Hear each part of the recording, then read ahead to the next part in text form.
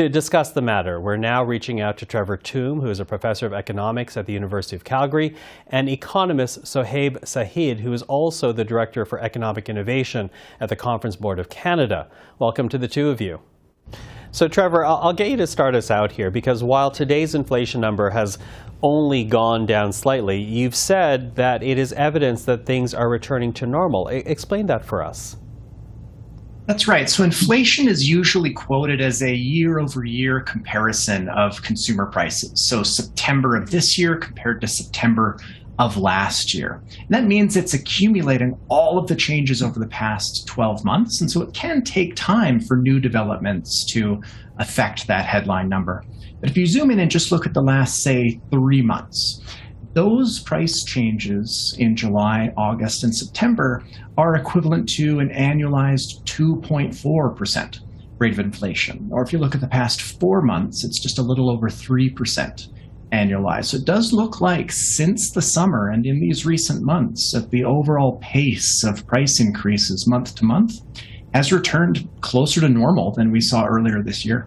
Okay, so you have to go beyond the headline number. And so, Sohaib, I'll get you to weigh in because, based on the headline number, 6.9% compared to last month, 7%, it doesn't seem to be that much of a change on the surface. Well, that's right, Michael. And if you look at today's release, we find out that the inflation has now been coming down for 3 months.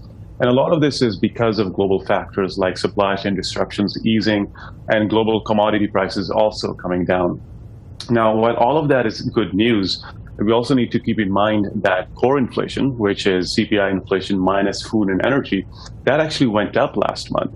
We also need to keep in mind that lower inflation doesn't necessarily mean lower prices. It simply means the growth rate of prices is coming down. So consumers will still be hurting a lot. And if you dig deeper into today's release, you see that inflation is not coming down across the board. And if you look at mortgage interest costs, they're going up, rents are going up. So even though house prices are going down, thanks to Bank of Canada's interest rate increases, housing is not necessarily becoming more affordable for the average Canadian. And in all of this, it's still really the low-income Canadian who is being hit the hardest. And this is because, they tend to spend more on things like food as part of their annual expenditure. And food prices are still going up. In fact, grocery prices went up at the highest rate last month in more than 40 years. And I think that's a good question, Trevor, because, when you look at the most basic of needs like groceries, as Sohaib outlines there, it's still stubbornly high. Why is that?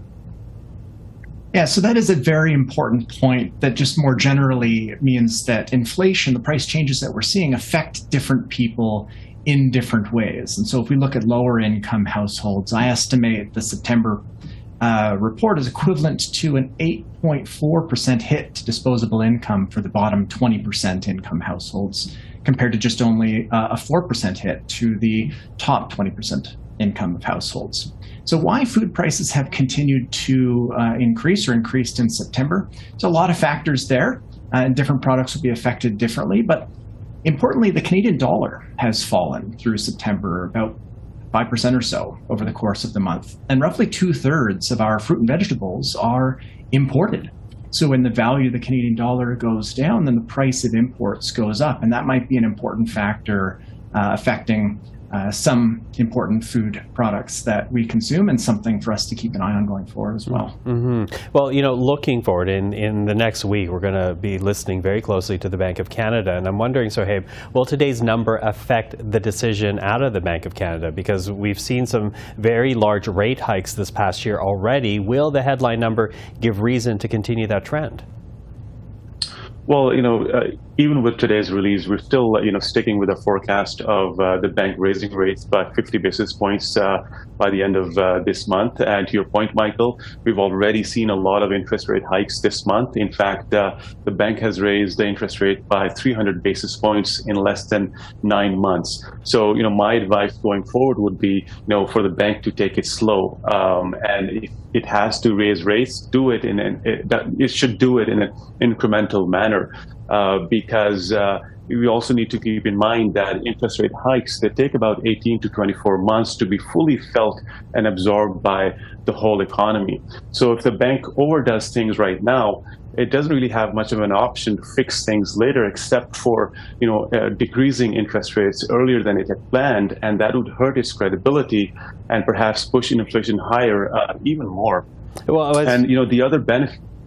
Sorry to jump in. That was going to actually be my next question, though, Sohaib, because there is so much focus right now on taming the inflation monster, and by that raising interest rates and really not letting inflation get out of control. I'm wondering, though, does the Bank of Canada potentially create more pain and dangerously too focused on inflation alone? Well, Michael, to answer this question, we also need some context, which is that one of the reasons inflation is so high today is because of how late the Bank of Canada was in raising rates in the first place. Inflation was mischaracterized as being transitory, which meant that the bank only started to raise rates in March of this year. And remember, by March of this year, inflation was already above the Bank of Canada's upper target limit of 3% for around 12 months. But the risk of a recession is increasing, which means that I think the bank will stop raising rates well before it gets inflation anywhere close to its target range. In other words, at least next year, the bank will be comfortable with inflation staying above its target range. And if it does if it does stay aggressive and if it does keep raising rates to bring inflation within the target range, then I think a deep recession seems like a foregone conclusion.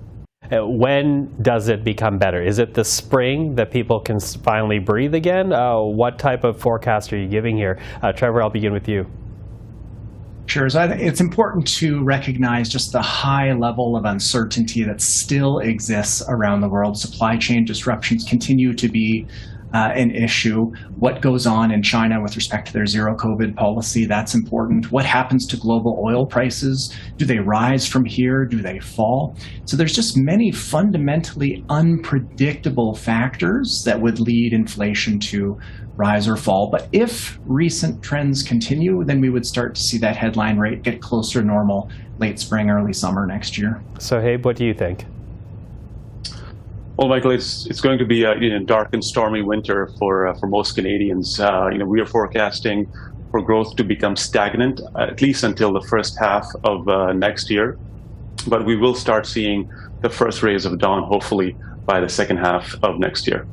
Okay. Well, we are watching very closely. The whole country is. Sohaib, Shahid, thank you for that. Trevor Tombe, thank you as well. Thank you both for your time today.